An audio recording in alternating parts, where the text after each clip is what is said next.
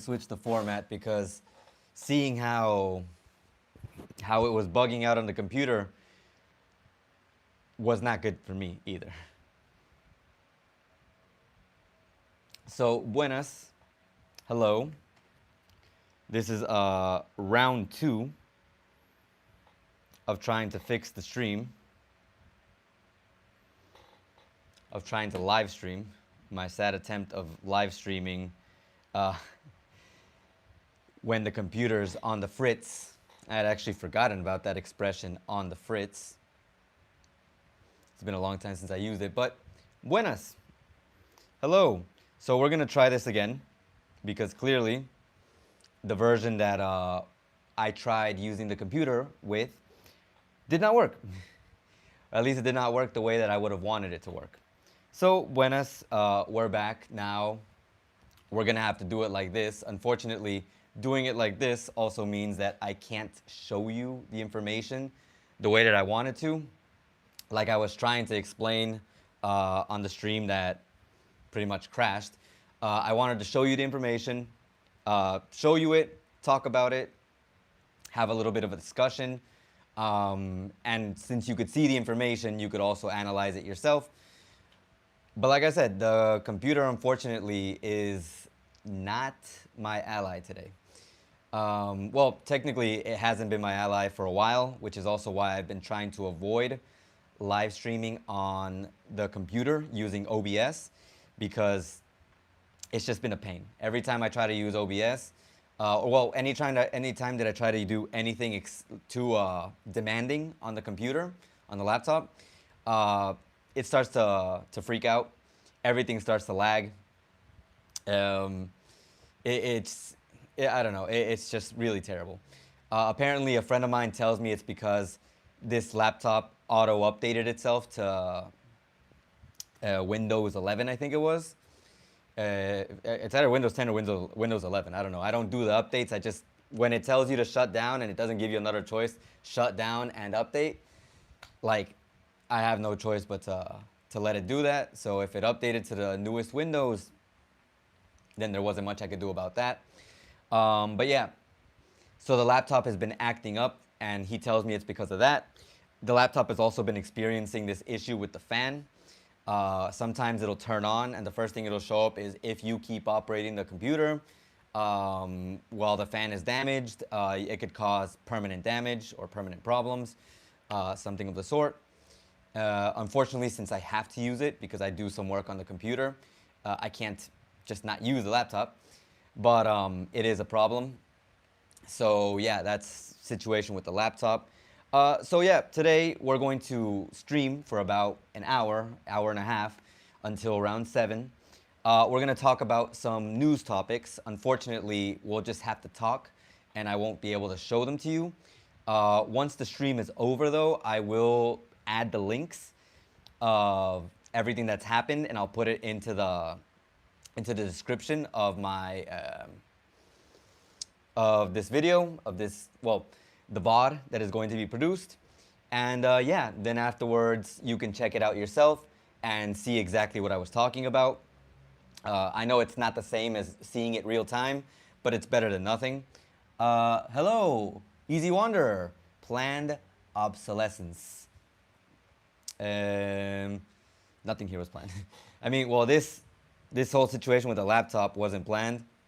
Unfortunately, it's just something that I hoped wouldn't affect the live stream, because I figured as long as I'm not reproducing a video on the stream, it should work. Because a lot of the times when I'm just doing mundane work, like maybe I'm reading through an article, I'm reading through some assignments that students send, I'm just like looking over things, it wouldn't have been a problem.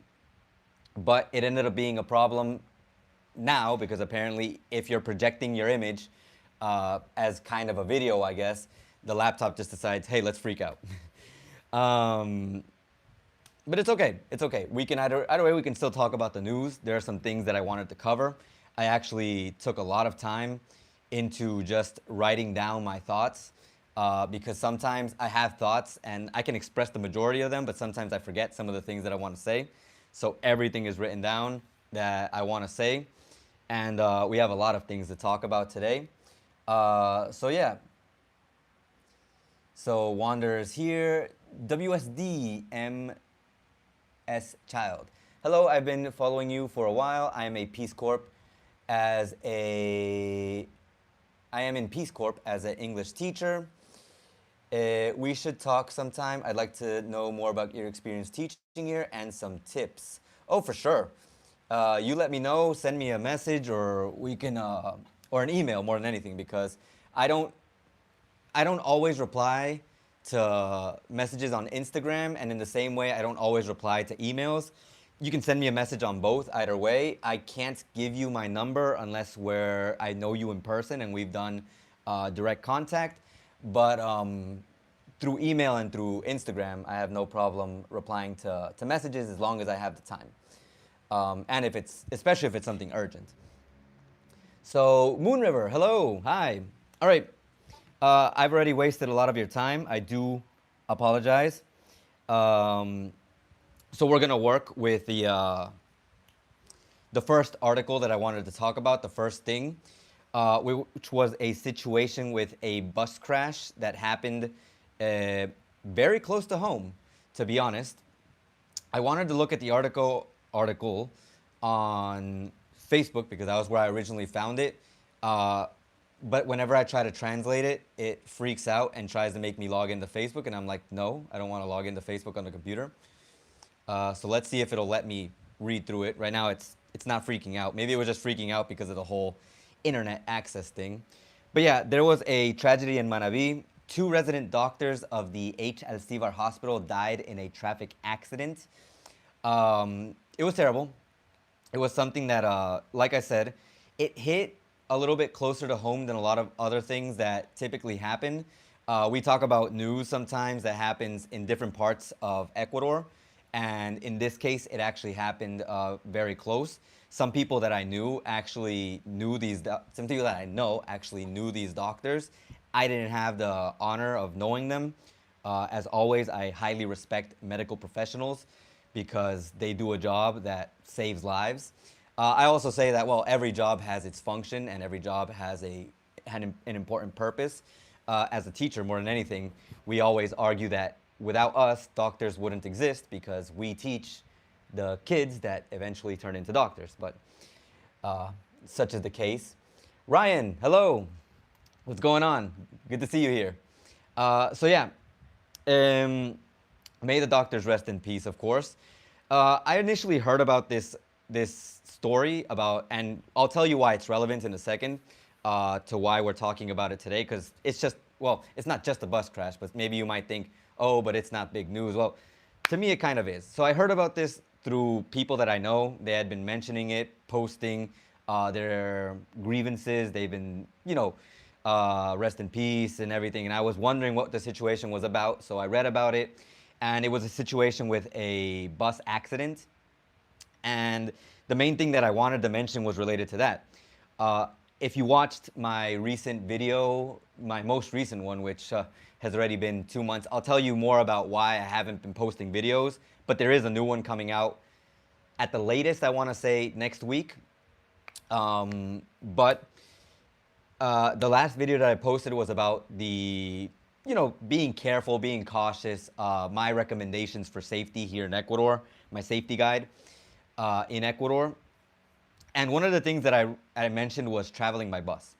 And most of the time, I would say that most Ecuadorians travel by bus. It's just the easiest and cheapest form of travel that we have available to us to get to different cities. But unfortunately, when it comes to bus travel, like I mentioned in the video, there's a lot of danger that comes with that. You could say there's a lot of danger that comes with anything that regards driving. But in this case, if you've ever watched any of mine or Don's videos talking about how people drive here, there's a lack of emphasis on safety when it comes to driving, and buses are very dangerous. It's hard to choose which vehicle is least dangerous. I always like to say motorcycles, which is my preferred form of transportation, are the most dangerous form of transportation because as a motorcycle driver, I see it and I go through it where we just have a lot more facility to do a lot more things when we're out on the streets. I don't do nearly half the amount of things that other people do. Some people drive on the sidewalks. Some people pass the red lights. Some people speed. Some people swerve. Like they try to cut in front of everyone, and it looks professional, like something that's planned, like shoom, shoom, like from a movie. I don't do that. At the most, if I see a little space to be able to get a little bit further in the line, that's what I do. But I see people do a lot more things that put in question people's safety. For me, it's just like when there's a red light and I want to get to the front, like I'll move up. But that's like my main thing. But buses happen to be one of the forms of transportation where it's a big vehicle. And you would think that when it's a straightaway, like, you know, a very straight highway, like, yeah, you can drive normal like that, whatever. If you drive fast, it's not a big deal because you should. But a lot of buses, they tend to drive fast on curves to get from one city to another. Like you might say, oh, buses are great because they get you to the city that you want to go to really, really fast. But the buses they drive too fast. And it puts people's lives at risk, as what happened with this accident in here in Manabi. So the two people who passed away were Dr. Mario Iglesias Bowen and Dr. Jonathan Zambrano. Like I said, I did not have the honor of knowing them. And maybe you might think that I exaggerate with how buses drive, but I did want to mention one of the comments that the person mentions here on this post. It's not for nothing. This is the comment. But I traveled to Chone, and in Reina, I was flying down the mountain range. I had to stop to tell him, the driver, I was going to call Ecu 911, which is the service that you can call to report infractions and other things, also safety-related things, to report him, and he came out angrier. 3 times, we almost didn't go to the abyss. So basically, making a reference to how they were driving so fast that there were multiple occasions where they could have fallen into a hole, or gone over a cliff or something. So it's not good when it comes to driving here, and especially with buses. Like I said, no vehicle, it seems to be, is exempt from this. Like if you own your personal car, some people drive prudently, like they drive well. But the majority of people, taxis, especially motorcycles and buses, are just not good at driving. Taxis, the only advantage is that since it's a smaller vehicle, there's less risk, I'd like to believe, because that vehicle, you know, a little bit lighter, I guess you could say. I can't say that's actually going to be the case. Like any vehicle is dangerous if you crash in it, but like if you're on a motorcycle and you crash, that's fatality. A bus crashes into you and you're doomed. If you're a bus crashing into someone, you probably just did something really terrible. But the control on each vehicle, the bus is definitely the one that I trust the least when it comes to control issues. But that's the story. Those are some of my thoughts, some of the things that I think. What do you think about the situation with buses more than anything? The story itself, I understand, very sad for these people to have lost their lives. Like I said, I hope they rest in peace, and I hope the people, their family members, find peace, because this happened about a month ago at this point, and it's pretty fresh. So the people are still probably grieving, and I just hope that eventually, you know, they overcome this. I don't know if there's going to be a lawsuit. I don't know exactly if it's the bus 100% at fault.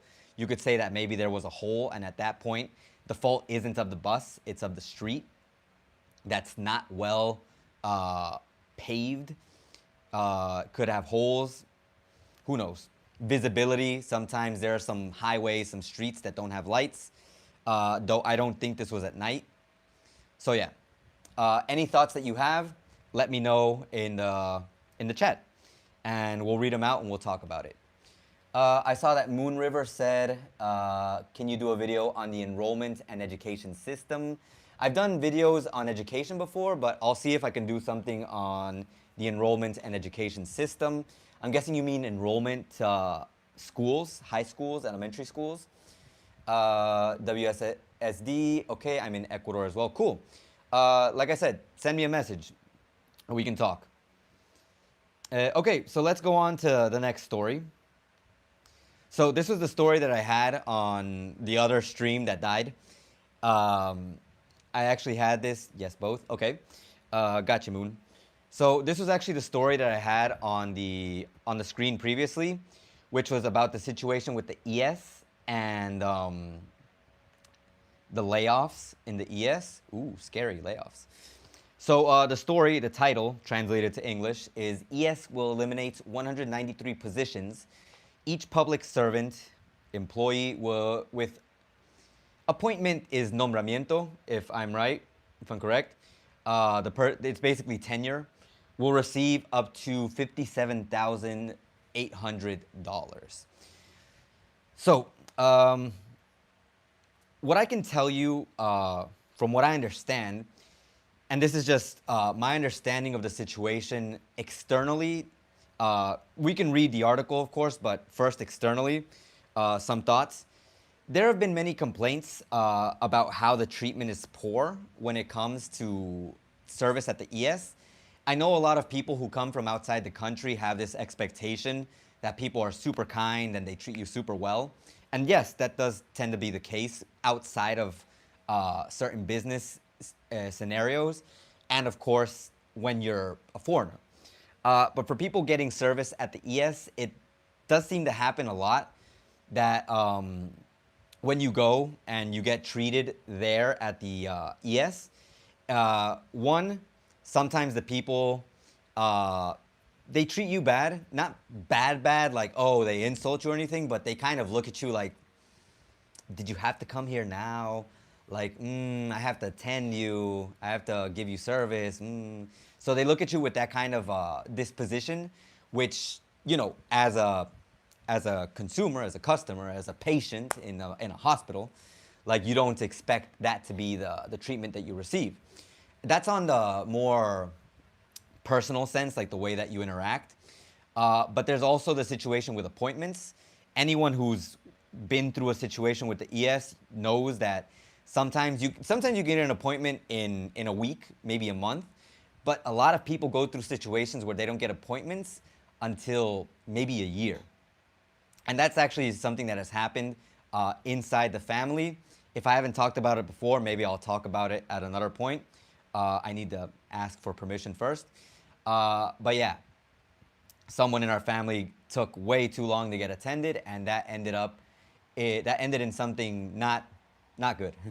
Well, in the worst case scenario, let's just say. But yeah, like I said, the situation goes beyond the situation with scheduling appointments. This whole situation with the treatment of people, it shows how much Ecuadorian culture influences something like a business like the IESS, because it's security, it's a hospital, it's a business. And it's the fact that, like I said, there have been complaints of how people are treated by the IESS employees. Doctors who don't even say good morning. These are complaints. Doctors who don't say good morning. They attend you like they don't have to attend you, like, oh, why are you here? And it's just, in general, not a good look for someone who's supposed to be saving lives. The rumors, I can't confirm, but I wouldn't be surprised, are that because the service is technically free to people who have insurance, they don't want to attend you as quickly as they would for someone like, if someone comes in and, hey, I'm gonna pay, I want the service, they'll get treated better. I guess that's the normal part of life. People want to make money, especially in an economy that's not exactly the best. But yeah, you don't get the optimal attention. It's so bad that most people prefer, when they get to the IESS, they don't want to talk to the doctors or the people at reception. They prefer to talk to the security guards. In fact, if you're ever in Ecuador, some tip that I don't think I've ever given, your best bet for getting information about appointments, scheduling, anything in general, is to go talk to the security guard and ask them about the service in general. Like, what do I have to do? Who do I have to talk to? Where, if I have to do something online, where can I go? Your best bet is to talk to security guard, because the security guards treat you better than the actual doctors or receptionists at the IESS. But the funny thing about the layoffs and going into the situation, like it says, 193 positions.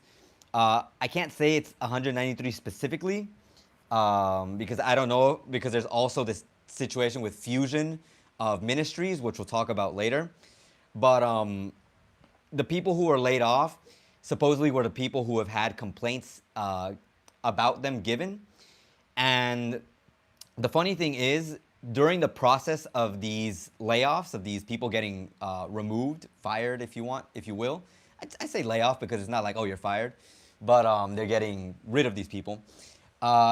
Is that when it was happening, and I don't know if it's still like this, they say that the attention at the hospitals, at IESS, started getting better. The people started smiling more. They started being more friendly. They actually started greeting, like, hey, good morning, and treating you well. So it's kind of funny how that works, where people do their job better when their job is at risk of being taken away. This is a conversation that we can have about any job, where if you know that there's a risk of your job being taken away, you work better. Should be obvious. But here, most people who have tenure or any kind of family ties inside the government, which they say has been something that's just been rotting the core of most institutions here for a long time. They believe that because they have contacts, they have family, the tenure itself, that they won't lose their job no matter how little work or how poorly they treat people. But as we see, with this government, up till now, according to this, that's not the case.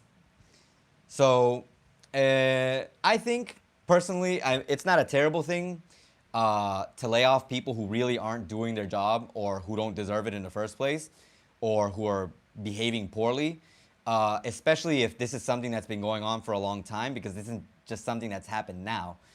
This is something that people have been dealing with for a long time. The service itself, through the IESS, the rhythm in which the appointments are given is just too slow. And we can talk about, of course, the situation with payments. If they're not being paid, of course, why would they want to work fast? Though you would also go with the counter arguments of medical professionals. Their main goal is to save lives. So the money is just obviously the means for them to live by, but if they don't get it, you shouldn't necessarily stop working because of that. But at the same time, I don't agree 100% with that, because it doesn't make sense to work if you can't sustain your life. It's complicated when you look at it that way. But I think something needed to be done. Someone needed to break. Something needed to break. So if this makes things get better, I'm honestly not against it. Something that I have noticed, though, with some of the layoffs of people having jobs, and it's not just here.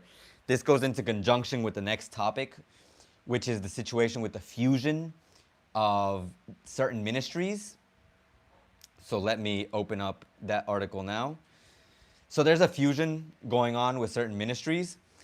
And because of that fusion, some people have, of course, same way as with the other story, they've been removed from their positions because too many people. Not necessary to have that many people when now the ministries are fusing and becoming, they're technically becoming bigger, but with less people. Because if you fuse two ministries, it's impossible for them to become smaller, because it's two ministries, two different jobs that combine into one. But the fusion of these ministries is also coming with the removal of certain people who are working there. Once again, due to what we've talked about, there are people who are there because they have connections, they have ties. They had ties to people in the government. They had ties to people who are in high positions of power in these ministries. there's always been a talk about how there's too many ministries. And it's funny how now that some of them have been fused and technically eliminated, if you want to look at it that way, people are complaining because now the ministries that have been removed or have been fused, if they're fusing with another ministry that does not know how to do the work of the previous ministry, can they do the job correctly? That's the discussion. So let's look at the new names and changes of ministries after the merger, after this fusion. So first, we have the Ministry of Government. It's going to stay with the same name. It's going to be called the Ministry of Government, but now it has absorbed the Ministry of Women and Human Rights. The Ministry of Education, Sports, and Culture. This absorbs the Ministry of Culture and Heritage, Secretariat of Higher Education, Science, Technology, and Innovation, and the Ministry of Sports. So now it's a big fusion of all of these ministries. The Ministry of Infrastructure and Transport. This one absorbs the Ministry of Urban Development and Housing, and the Secretariat of Public-Private Investments. The Ministry of Environment and Energy. The merger by absorption of the Ministry of Environment, Water, and Ecological Transition, and the Ministry of Energy and Mines. The Ministry of Production, Foreign Trade, and Investment. The merger by absorption of the Ministry of Tourism into the Ministry of Production, Foreign Trade, Investment, and Fisheries. So remember, this one is important because for people wanting to visit or who visit, the Ministry of Tourism is now fused into this whole ministry that's called the Ministry of Production, Foreign Trade, and Investment. So if you're wondering where's the Ministry of Tourism, it is the Ministry of Production, Foreign Trade, and Investment. Keep that in mind. The Ministry of Agriculture, Livestock, and Fisheries. The transfer of the Vice Ministry of Agriculture and Fisheries from the Ministry of Production, Foreign Trade, Investment, and Fisheries through the merger by absorption to the Ministry of Agriculture and Livestock. So all of this has now been fused into one thing, known as the Ministry of Agriculture, Livestock, and Fisheries. The Ministry of Human Development, the merger by absorption of the Ministry of Economic and Social Inclusion, which is the IESS. A lot of people might have heard of that. IESS is something that I always hear about when they talk about, I think, not insurance, but giving houses, I think it was. I want to say that's the case, but I can't remember 100%. I just know that I've heard IESS a lot. The Technical Secretariat, Ecuador, Growth Without Child Malnutrition. So all of that has been combined into the Ministry of Human Development. And the last one is the General Secretariat of Public Administration and Planning, the merger by absorption of the National Secretariat of Planning to the Presidency and the Republic as part of the General Secretariat of the Public Administration and Cabinet of the Presidency. Let's see here. So there is part of the article that says this is not a suppression.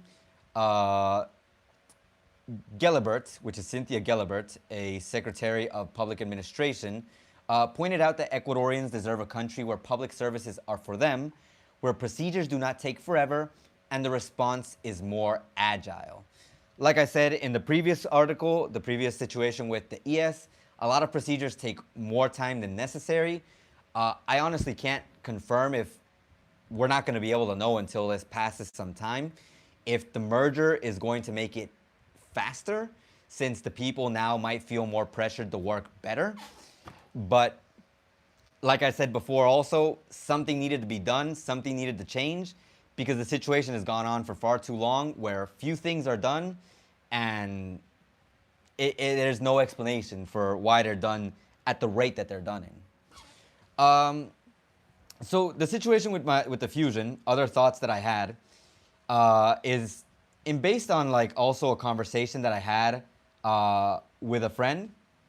I think this is where we talked about the situation. Yeah, we tried to think about what good could come from this situation and the bad as well. In terms of good, like I said, there has been the lingering thought that many people, that the country has too many ministries, and as such, corruption is spread throughout all of them. Uh, People getting hired, they don't deserve the job, they have connections, so on and so forth. I also hear of many cases where people who can't get a job, uh, or they get a job in ministries by offering their first one or two salaries to the person who gets them into the ministry or into the job. And it's funny because I also think to myself, if this person is a friend and their first thought is, hey, I'll help you get the job, but, you have to give me your first two salaries, I'd be like, oh, gee, thanks. What a great friend you are. Um, but it's like, it's pretty crazy to me that that kind of system works and that people agree to those kinds of things. I guess you could say it's better than not having a job, or like the situation of a friend of mine that I told you about, where she still doesn't have a job even after having her degree. There's really no guarantees. I actually also had a conversation with a security guard the other day. He's from Quito, and I talked to him. I had a long conversation with him. He actually graduated from, ironically, a similar career as my friend who can't find a job. And he was also offered one of these deals where the person who wanted to get him into the job said, hey, you give me your salary and I'll give you the job. Like, I'll give you, well, I think it was the first 2 or 3 months of salary. And he was like, no, thanks. I'll be fine. So this guy had to go to the countryside. And then afterwards, he got an offer from like a security agency that he had signed up for, or I think he signed up for it and it came out well. Then he left that for a while. And then afterwards, he got another call and got sent over here to Manabi. So in the end, he ended up being a security guard, even though his title, his degree, is something related to the environment. Basically, environmental engineer. But yeah, that's just one of the things that, not terrible. But another topic that we discussed with my friend was something that I personally had. It was a thought that I had because of something that I've been seeing that's been growing in the States. As we all know, right now, AI is blowing up.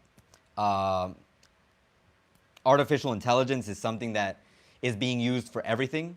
Like we've said before, like I think I talked about at one point, and everyone talked about at the beginning, AI is not something you should look at as your replacement, but look at it as something that makes you better at what you do, faster, it makes your job easier, it makes things in general just less tedious, I guess you could say. Makes searches better. It just overall is supposed to make your life easier. Like, of course, some people aren't going to use it with that thought in mind. As with all great tools, its function is going to depend on who's using it.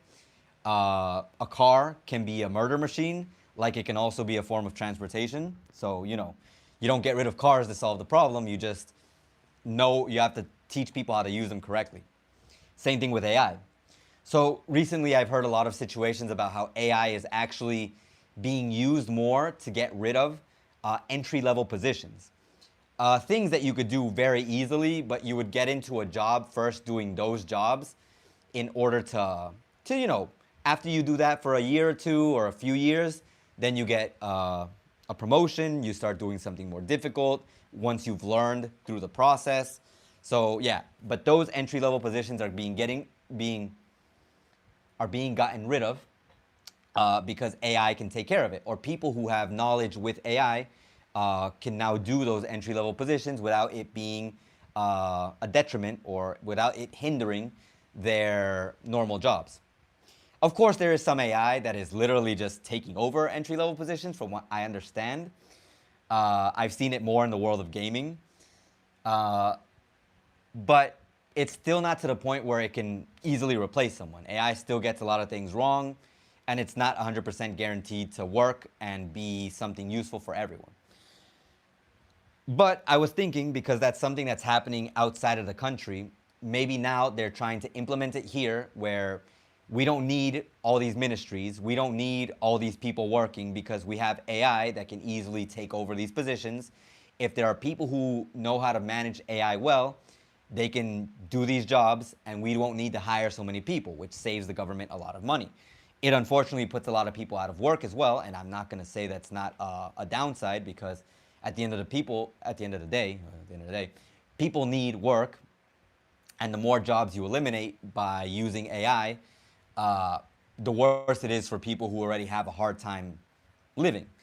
I can't have 100% sympathy for people who are earning thousands of dollars doing almost nothing, especially if they got their job through not ideal means. But it still feels bad to hear about certain cases. Like in my academy, I've heard about some people who because their family members have had layoffs, they haven't been able to pay the academy on time. And as such, we haven't been paid on time. I personally haven't been paid my salary, my complete salary from last month. And we're already almost into next month. So it is something that's affecting people in general, and it's unfortunate. But it's also a sign of the times, I guess you could say. You can't move against AI, you have to move with AI, using it to make your life and your work better. I've been using it a little bit to make my English assignments a little bit more interesting. That's personally what I've been doing with it. When I investigate, I'll look at the AI information, I'll corroborate it with information from other sources, and if it's all good, it works. But if not, I probably won't use it. I really love how sometimes you can use it to modify images. Not modify them to do evil things, but like when I want to remove something in the image, AI erases it, and it's super nice. So it's been useful for those things for me. And AI being used in Ecuador isn't speculation. Like some people might think, oh, but Ace, you're in Ecuador, third world country. What would you guys use AI for? You guys don't know anything about AI. Well, here I am talking about AI, first of all. And also, the government has been offering scholarships for students to study more AI. Literally, they're offering 10,000 scholarships for people ages 18 to 29, I think, to study more on artificial intelligence. So there's a push. There's a push for that. And at some point, AI is going to be a big thing here as well as it has been in other parts of the world.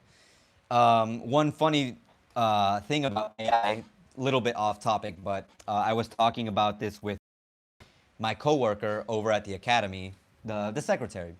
We were just having a conversation about how kids are like too reliant on AI, and that's the bad part of AI.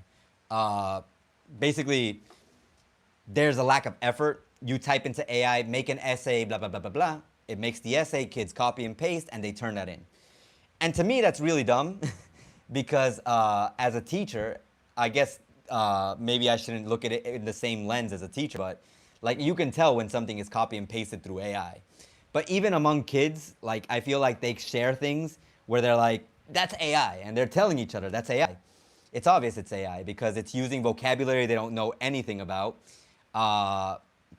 It's using very intricate sentences, long paragraphs that even they know they wouldn't do, and their friends know they wouldn't do it either. So it's kind of pointless to use AI to completely do your work. As a support to investigate things and find things faster, definitely fine. But when I talked to my coworker about it, I told her, like, but think about our parents, like my parents, and each generational leap. Before AI, we had the internet, we have the computer, we have Google, Wikipedia, websites with articles that you can just search, read, and you've got your information. Super easy. Like with AI now, you're like, oh, that's archaic. That takes a while. But think about before the computer. My parents always talk about how you have it so easy. You can go online and find your information. Well, not really just my parents, but I think a lot of parents. Before, you couldn't even find information. You had to go to a library. And that is the reality. That's something that people had to go through before, going to libraries in order to find information. You don't have to do that now, but that is something people had to do. Fido, Hola pana, gracias por tus videos. Saludos desde Francia. Saludos Fido. Desde aquí, Ecuador. Ecuador. I hope everything is well in France. Espero que todo esté bien en Francia. Moon River, it's in the school systems here. Yeah, I think AI, people are probably already. I honestly, I don't know what the school system right now is in other countries, if it's being implemented. In the last high school I worked in, I know that there were classes not exactly about AI, but they were already starting to explain how you could use it effectively. AI is supposed to help you, but it's not supposed to be the thing that replaces you. If AI can do everything that you can do, what do we need you for? It's a sad thought, realistically, but I think if anyone with kids or if you know students, it's good to tell them, like, think about what you can do with AI to make what you can already do better, because if AI can do what you do, then what are you here for? Like, don't say it to them like that, obviously, because you got to be, with kids, I like to tell them, things in a more roundabout way so that they don't feel bad. I do tell them, you know, think about how AI can help you, because you do great things already, but imagine how much better what you do could be if you implement AI with these things. Like, explaining it like that motivates them and doesn't make them feel like AI is going to, like, what, they're not useful because AI is here.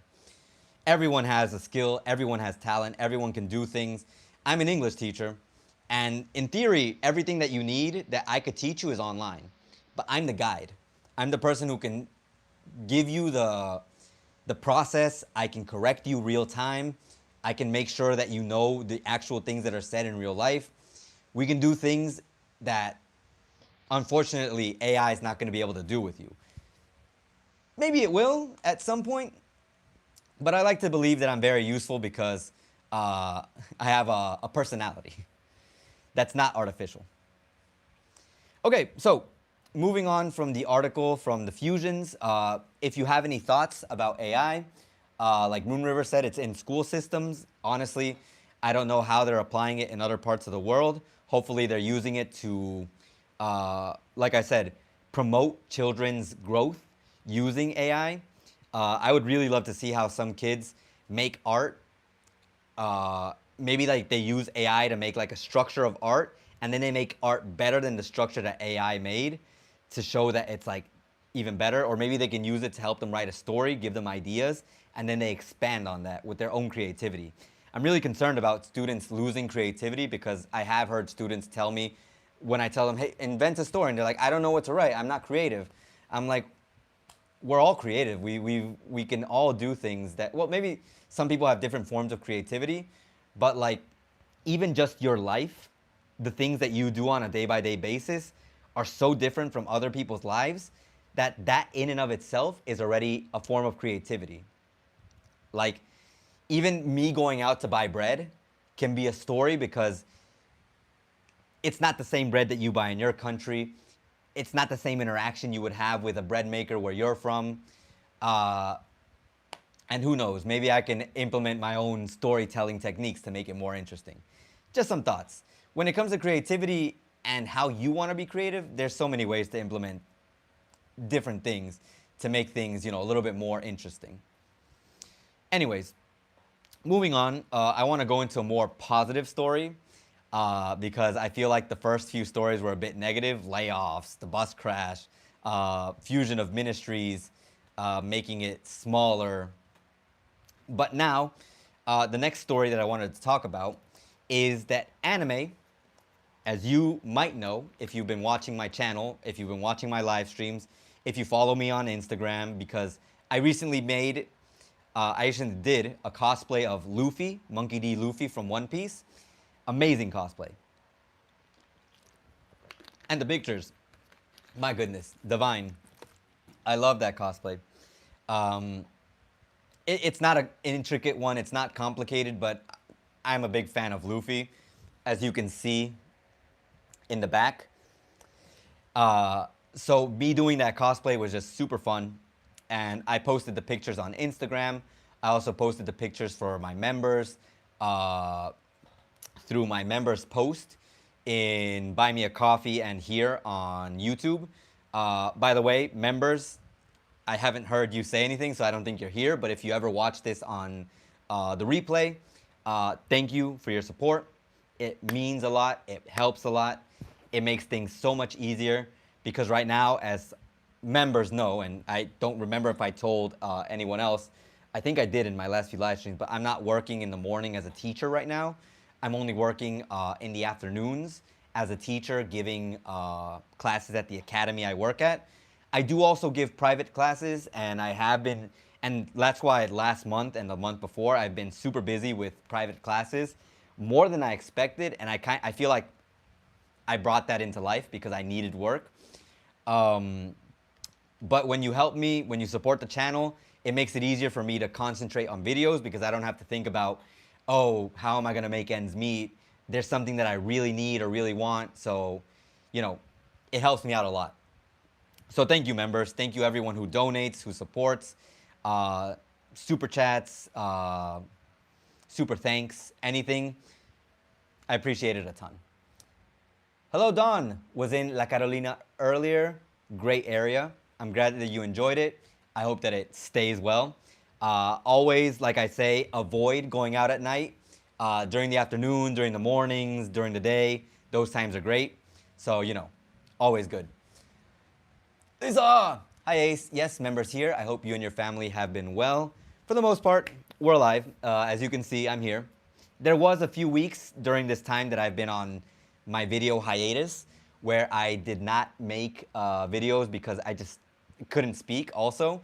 But I also can't continue making videos because the video that I have that I'm supposed to have finished already is just occupying all the storage on my phone. So when that video is done, which I got into hyper editing more yesterday, like it's already technically done, but I'm just like adding more details to make it funnier, more interesting.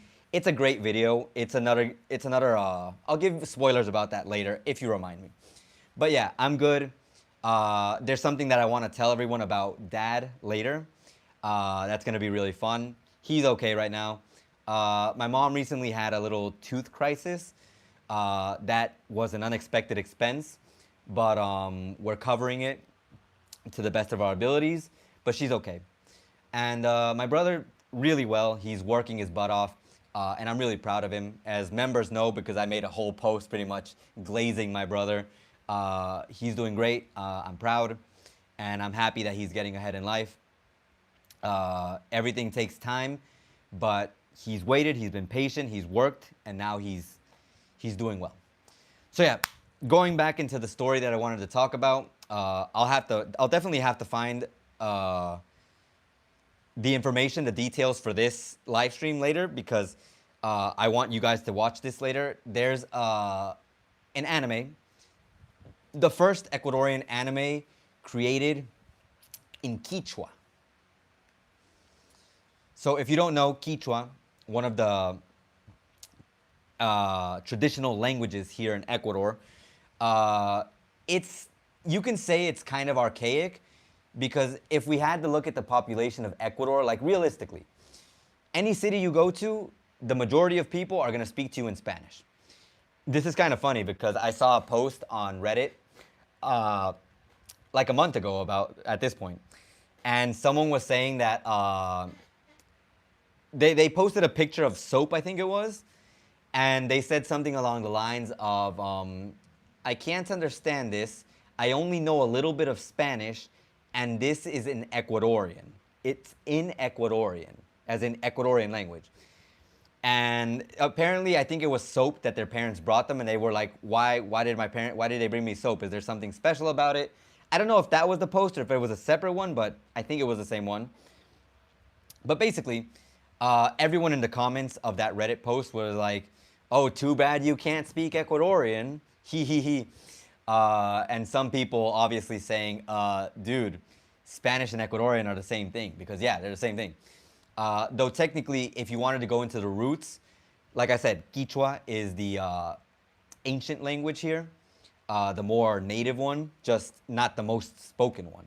If you go to any city, you'll find the majority of people speak Spanish. It's impossible to find, not impossible, but it's almost impossible to find someone who knows Quechua to a level where you could have a conversation with them in Quechua. So if you come to Ecuador and you're like, I'll learn Quechua because I'll be able to talk to everyone in Quechua. No, that's a bad idea. Definitely learn Spanish. In worst case scenario, English will save you with some people who know English. But once again, out of 10 people, 1 or 2 might know English.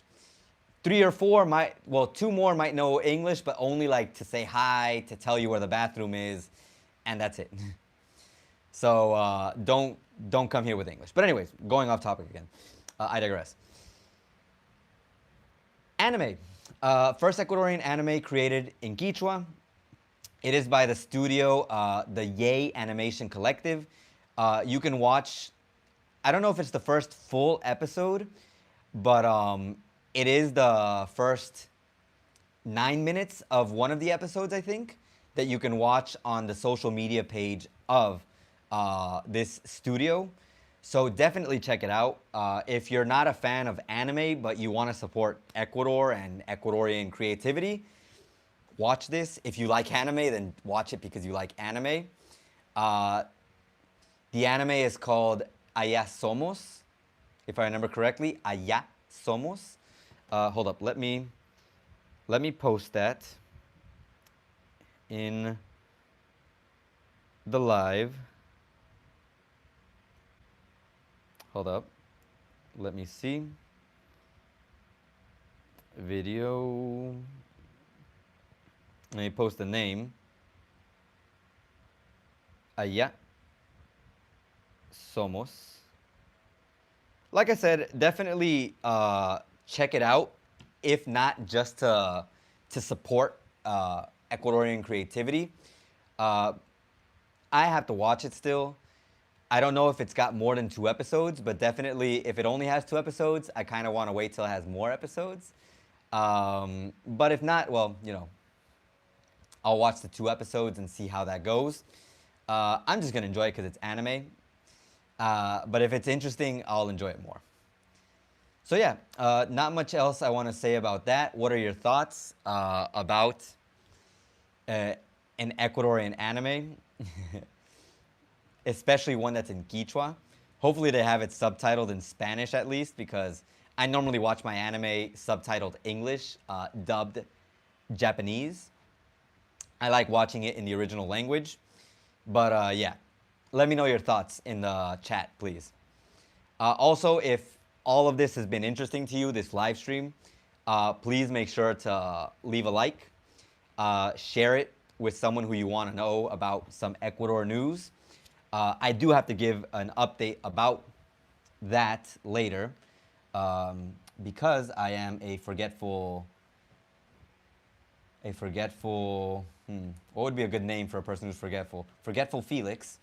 I think I will write it down over here. So,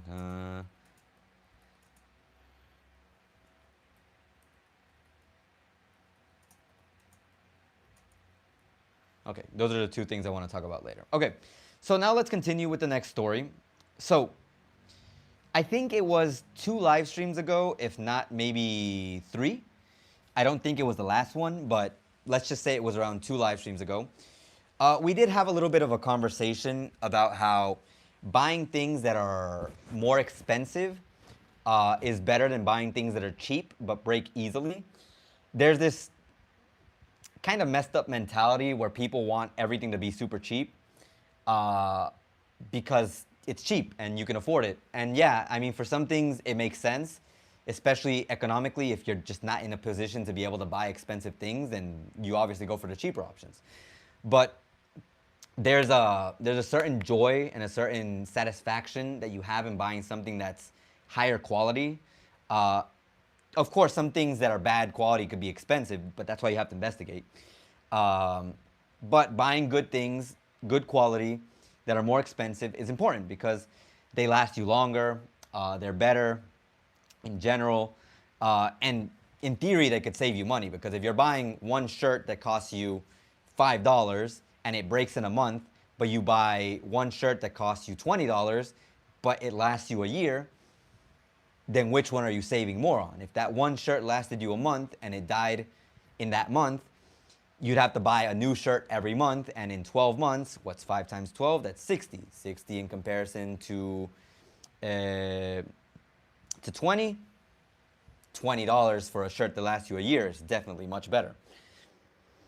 Point being, I do recommend, of course, that you buy, like I said, that's my recommendation, of course. Buy better quality things.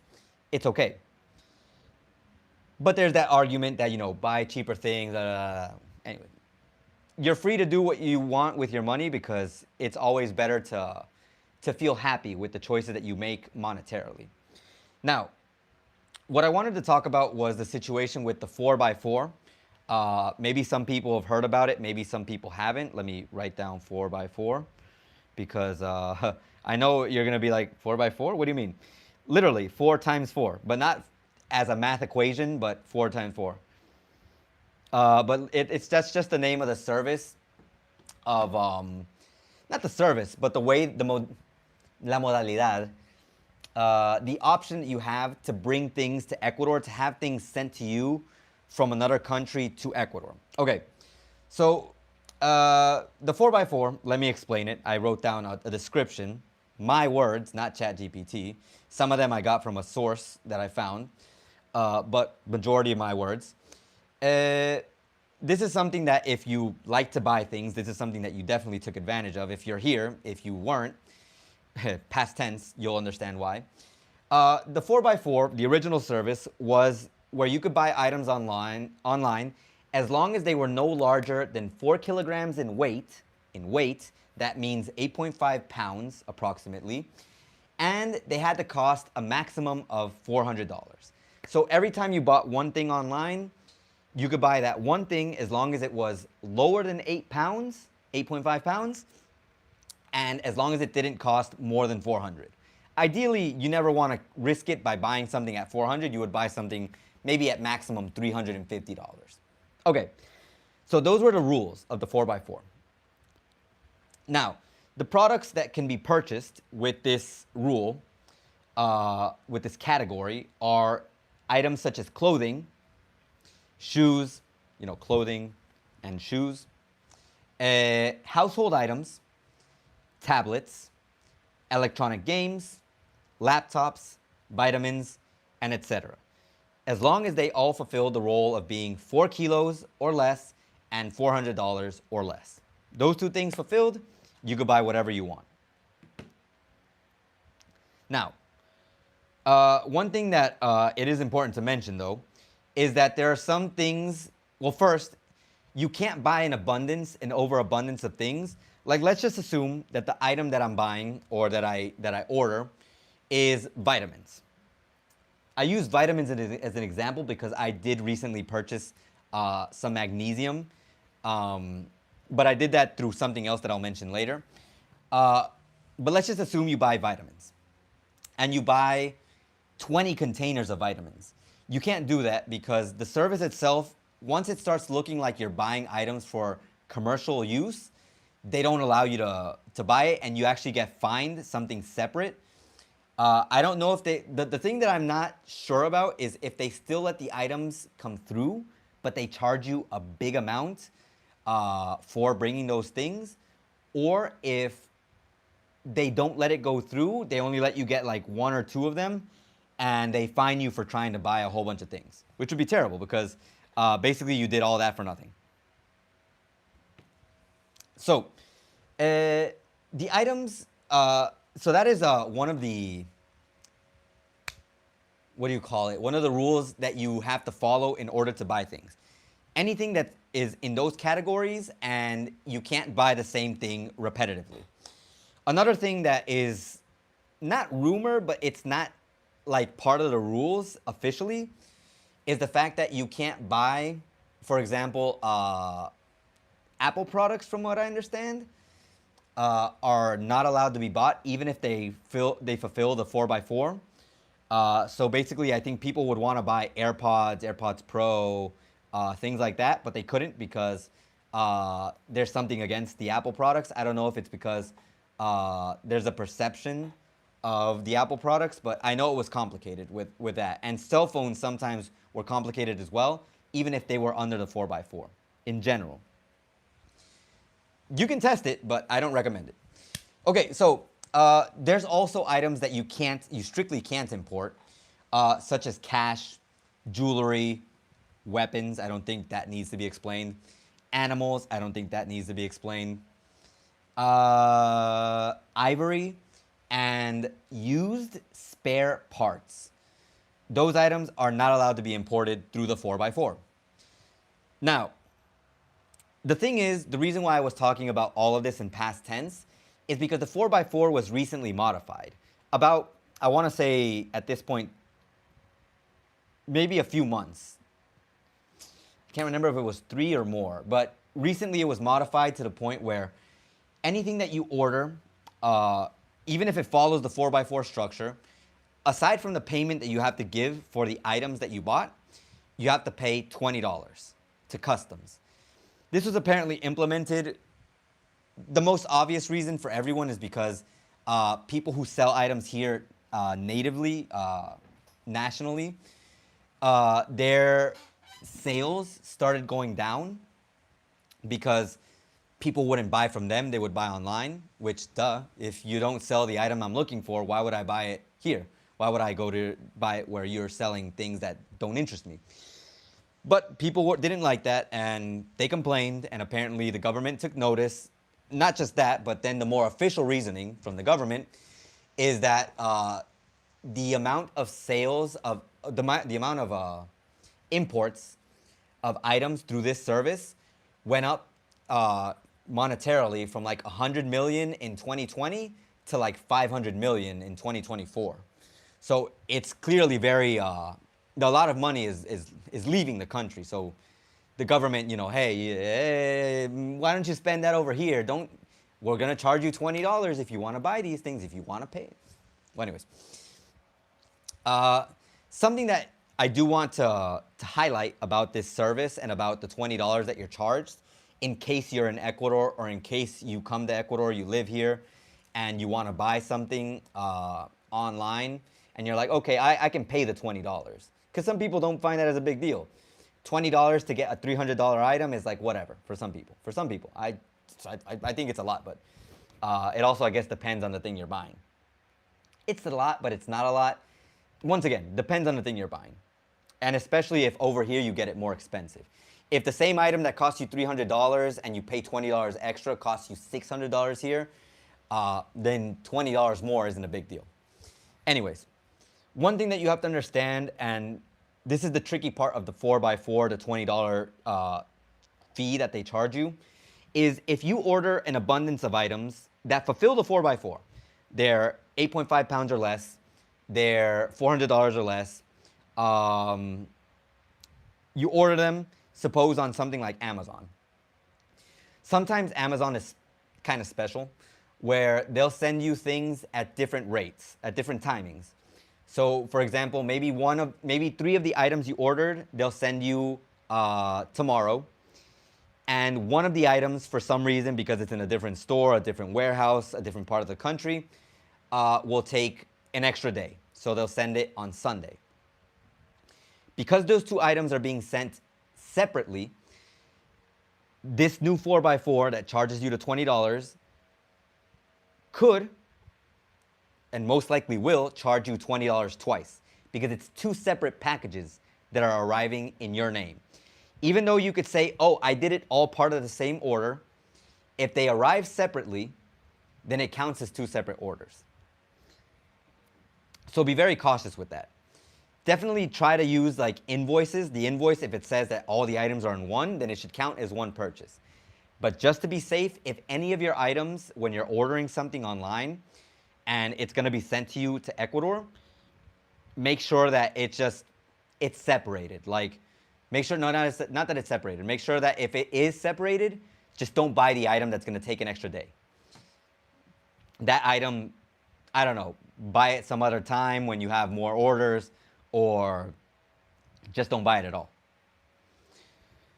So anyways, moving on. The reason why we're talking about the 4x4 is because now there's something called the 2x2. Hey, 2x2. So I'm going to put it in the chat, 2x2. Literally 2 times 2. The 2x2. So what is the 2x2? So this is an exemption for purchases abroad that literally went into effect on the 20th, 2 days ago. Now, if you use the logic of the 4x4, it would go against you because you would think 2x2, okay, 4x4 is 4 pounds, no, 4 kilos, that means 8.5 pounds and $400. So 2x2 should be 2 kilos, which is around 4 pounds and around $200. Awesome. I can buy things that are around 4 pounds at under $200. But no, the 2x2 is the 2 kilos, the 4 pounds, but the item has the cost $2 or less.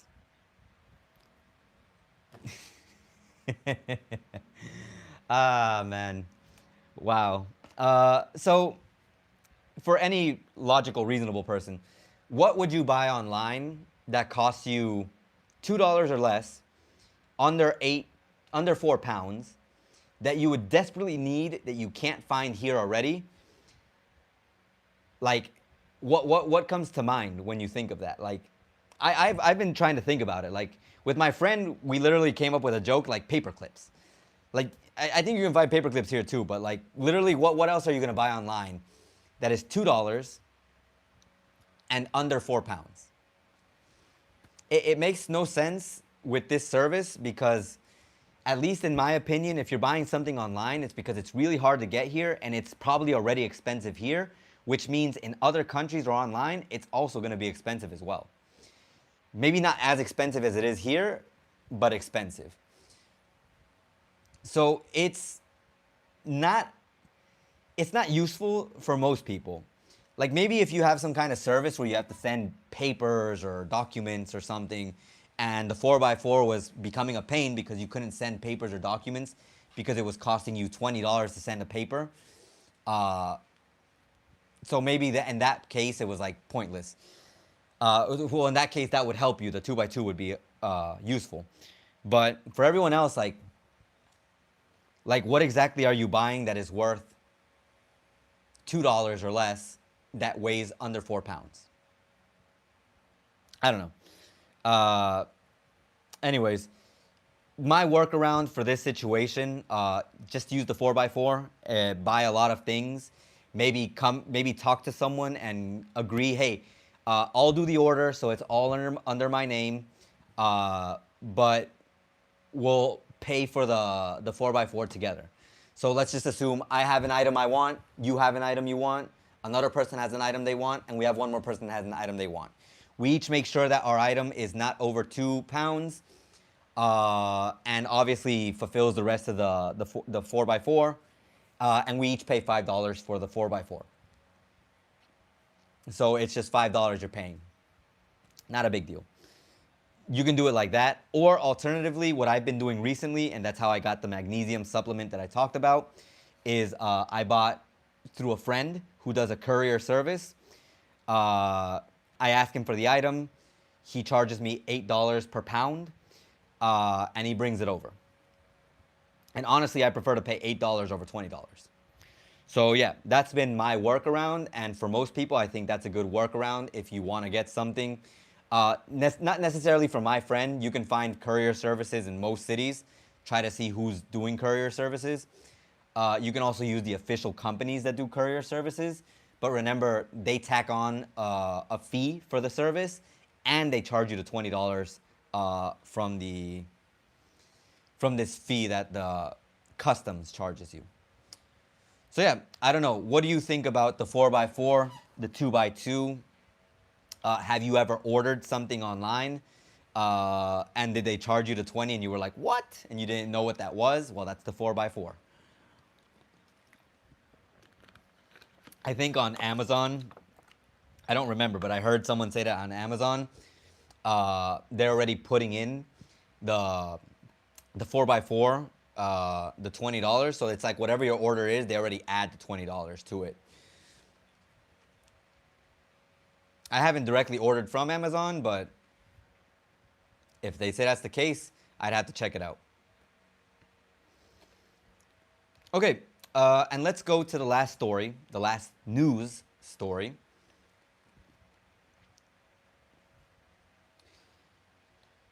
So the last news story that I have for you today, this was something that I was asked by Magnus, a channel member. He asked me to cover the situation with the billiard shooting. The title of the article, Massacre in Ecuador, Armed Group Shoots Dead 7 People Inside a Billiards Room. It says billiards table, but they're not in the table. They're in the, I guess, in the place that has the billiards table. So the article already starts kind of heavy. Ecuador is facing a violent semester with 4,619 homicides reported, an increase of 47% compared to the previous year, raising concerns about the growing insecurity in the country. Now, I tried to read through it. I did read through it, but I'm not sure if Magnus wanted me to investigate what was the reasoning behind it.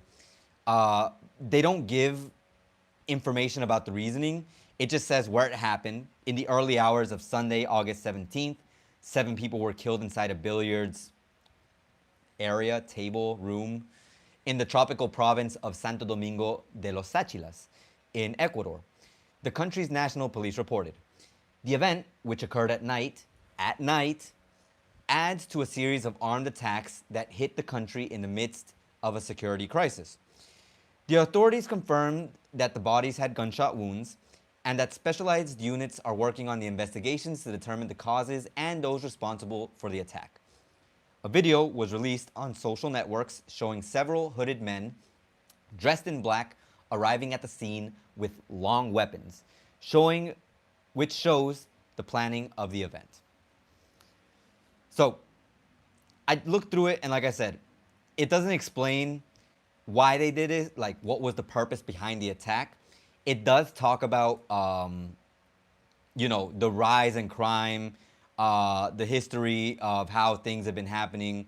For example, history of murders. This case is not isolated. On April 17th, an attack on a cockpit in the municipality of El Carmen in the province of Manabí left 12 dead and 9 wounded.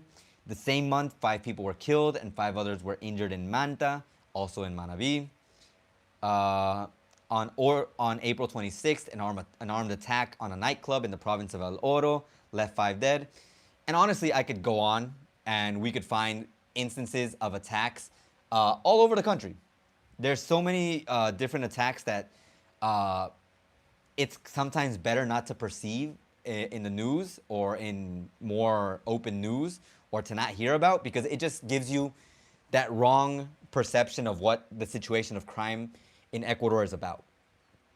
Don Shader, my good friend, recently actually made a short video talking about how perception affects your reality here in Ecuador.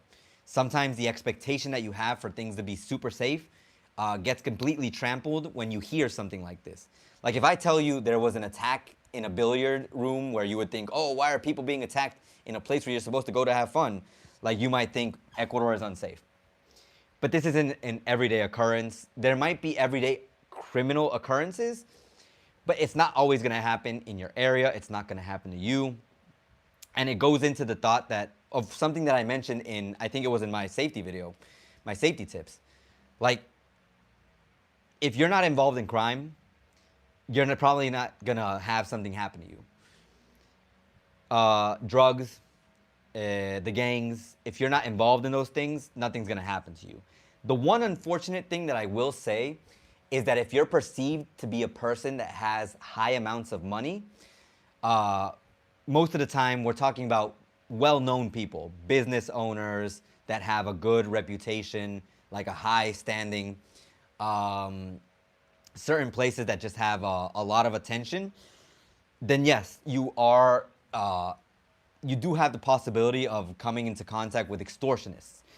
Those are the cases where if you have that kind of money, those people technically should already have armed guards, armed security, and they most of the time do, because it's just too risky to not have it, especially in that position of wealth in a country where there are people who like to do extortions. But for the most part, if you're a regular, ordinary citizen, someone who comes to retire, to visit, just to live here for a while, you're not going to be faced with these kinds of things.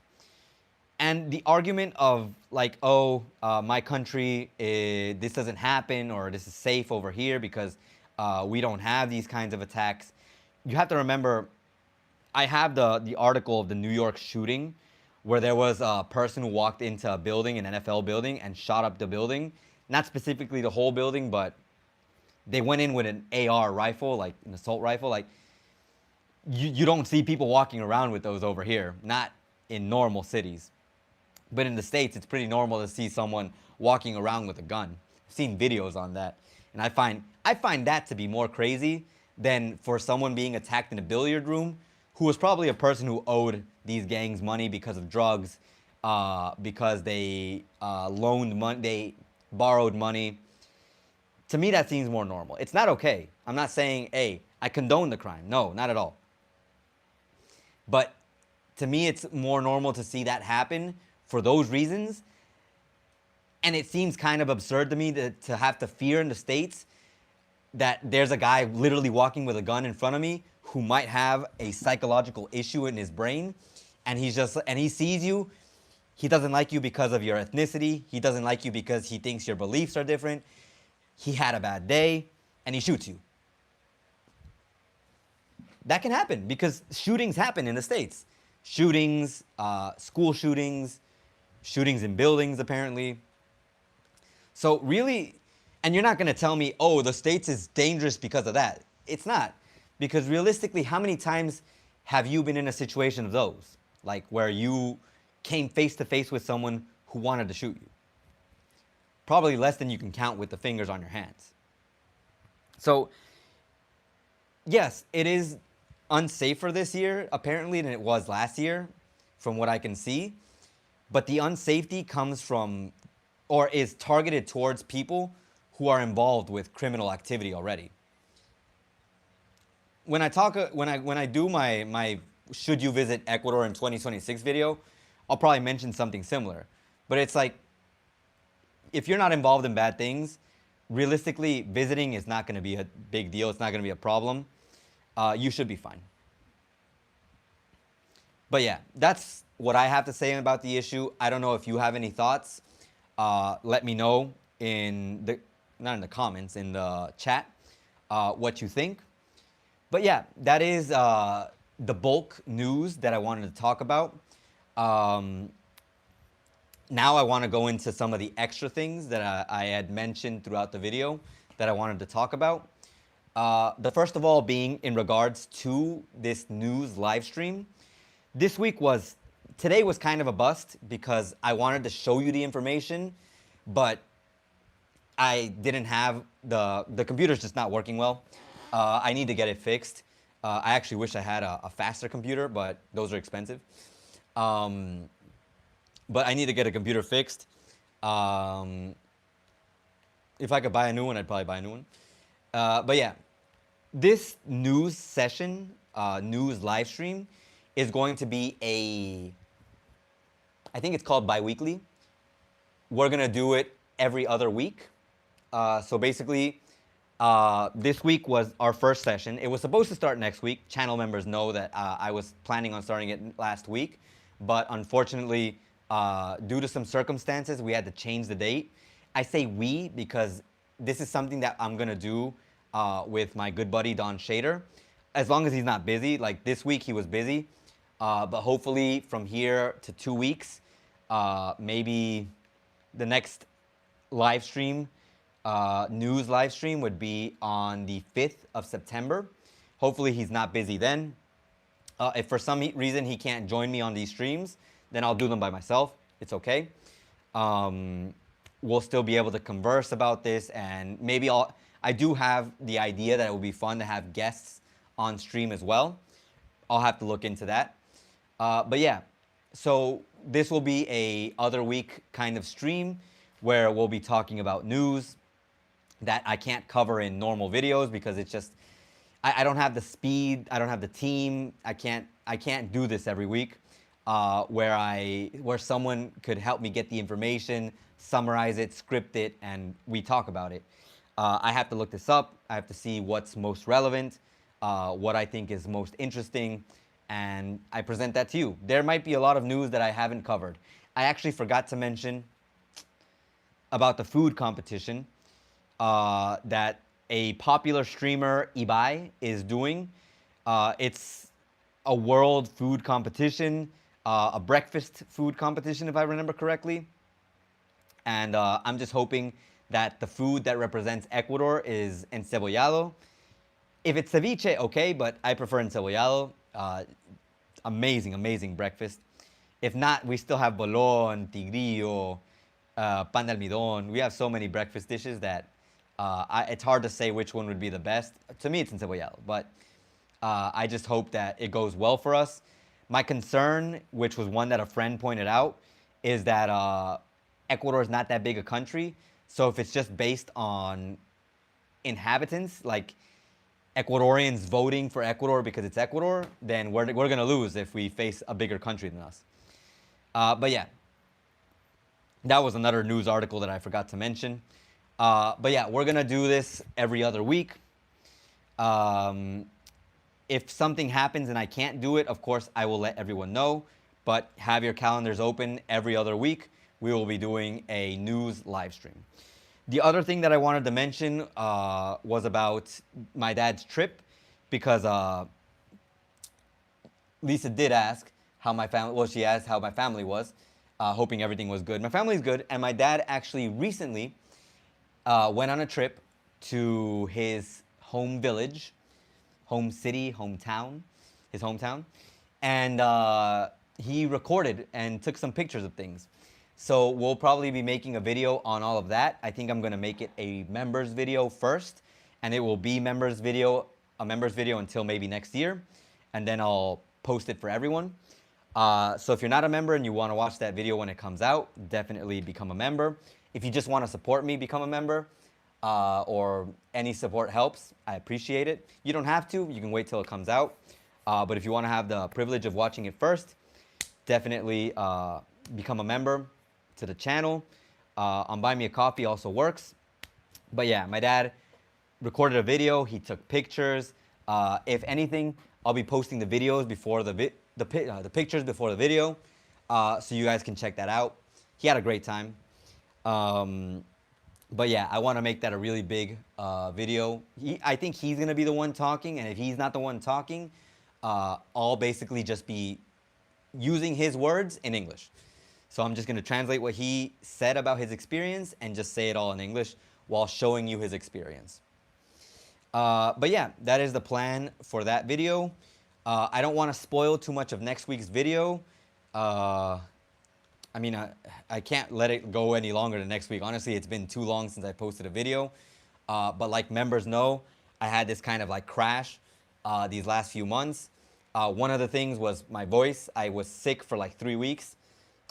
2 weeks were bad. 1 week was just kind of like I could still feel like it hurt talking. Like even now, since I've been talking for so long, it's almost been an hour and a half. My throat dries up really fast. So yeah, I do need to finish that video. I need to post it because that video is going to be the lead into more videos about a similar topic. You'll know, members know what I'm talking about, but for everyone else, you'll know what I'm talking about when it comes out. Another thing I wanted to mention, I guess just an extra. I recently got my mount for the tripod. Netfreak, if you're here or if you ever see this, I finally got it. Thank goodness. This one is awesome. It's actually metallic, so I don't think it's gonna break.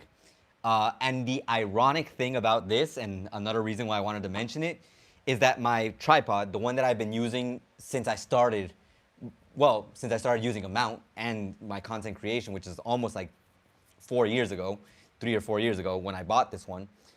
Yeah, like 4 years ago at this point. It actually cracked today. The part that screws in, like let's just say this bottom part, it actually got a crack, like a little fissure, and a little piece of it broke off. So it still works, luckily, because it didn't completely break.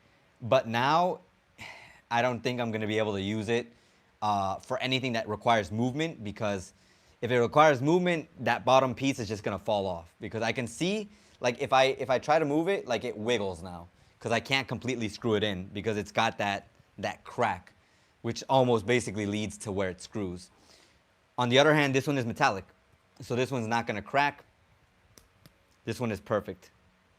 It's amazing. I like it. Although I have to like that. Yeah, there we go. I like it. So yeah, that's something that I bought.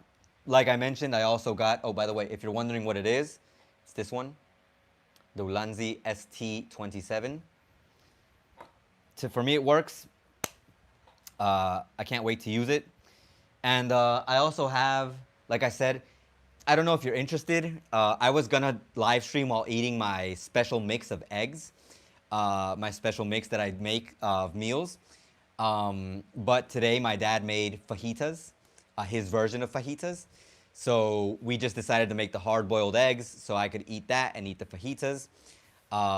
So I didn't make my mix. But if you were ever curious about, Ace, what do you eat to stay in shape? Because Ace, you are in shape. And yes, right now I feel like I'm in good shape. One of my main meals is my mix of eggs with bacon and cheese and sausage. I really love it. And that mix I showed on a live stream on Instagram. And that live stream is actually on my Instagram. So if you want to check it out, follow me on Instagram, GM_Ace_. I'll leave it in the chat. GM_Ace_. That is my Instagram handle. If you want to check out that video, workout videos. If you want to see the cosplay that I did of Monkey D. Luffy, it's on there as well. If you were curious about the magnesium that I'm taking, hold up. Ooh, you can still hear me because of the microphone. I'm currently taking this magnesium. I'm not recommending it. I'm not promoting them. They do not fund me, sponsor me in any way. But this is the magnesium I'm currently taking. I think I mentioned it in the live stream where I make the meal, the eggs and stuff. But this, the magnesium is supposed to help you sleep better, but I don't feel like I don't fall asleep faster, but when I wake up, I feel like I wake up less groggy. Like sometimes, oh, whoops. Well, I'll put a link to it, I guess, because I can create, like if you want to support me in a different way, like you don't have to donate directly, you don't have to buy things directly from me, but I can make a link in the description that shows that it's an affiliate link. So if you buy something using that link, or if you just use the link, I get a commission, and that helps me out, because then I can buy things on Amazon that I sometimes need and I just can't buy over here. But yeah, this is a magnesium glycinate. If I had to say the brand, it says, I think, Thinby. To me, like I said, it just helps me wake up less groggy, because sometimes you wake up and you're like, and you don't want to wake up. But ever since I started taking this, not ever since, I'd say like maybe 3 days or 4 or 5, like I wake up and I actually like don't feel like I'm dying. I just feel like, oh, I'm good, and I feel better. Aside from this one, I did buy another magnesium supplement. I just haven't used it yet, so I can't recommend the other one. But for now, this is the one that I use. You can check it out. This one comes with vitamin D3, plus K2 and aloe vera, which I don't know if they have extra benefits, but it's been good to me, so I'm good. Accounting Tom, what's going on, Tom? Everything is well. Lisa, I take magnesium every night. I love it. Many of us are low on magnesium, so it's great one to supplement. Glycinate is a good form. Yes, I did a lot of investigation, and glycinate was the best option, and precisely because when I investigated, one of the things we tend to ignore is magnesium. It typically comes in leafy greens, which I don't think a lot of people consume. So having a supplement that helps you get that into your system, I think is great. I just happen to take this one, but if you're taking any form of magnesium glycinate from a reputable brand, I think you should be fine. Or if you're eating a lot of leafy greens, you should be fine. I also, when I investigated, I saw that certain beefs or meat like does have magnesium, but you have to consume a good amount of that in order to get it. But yeah, so yeah, that's it. I don't think there's anything else I have to say. I don't know if there's anything I want to update specifically. I did kind of modify my recipe. Like I bought new salt because in the video, if you watch the video on Instagram, the live stream, I do talk about how I modify the salt because I like to see what they taste like. Because salt is what mainly changes the flavor of my, my mix. Of course, certain herbs also change it, but the salt mainly. But I bought another one and I'm like, and it's pretty good. Other than that, well, I did buy a book recently, which I'm hoping to find some time to read. If you're a fan of Final Fantasy, then you've probably seen these characters. That's Aerith and that's Tifa. I love this series. I really wanted this book, so I got it. I'm looking forward to reading it soon. Once I do read it, hopefully I can give you a little review on stream and talk about it a bit. But yeah, other than that, thank you very much for being here today. I appreciate your support. Make sure to like this video and share it if it was useful to you.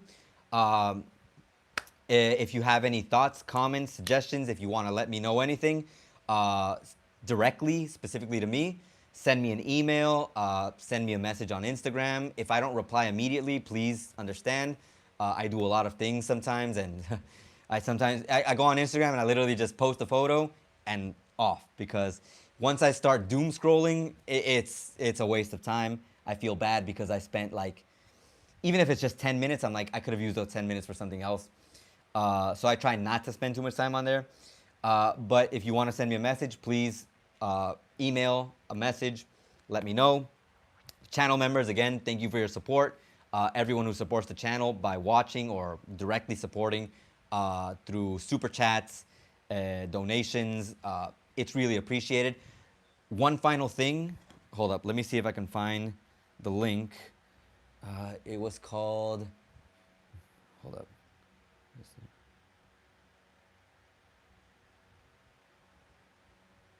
There we go. So it's Team Water.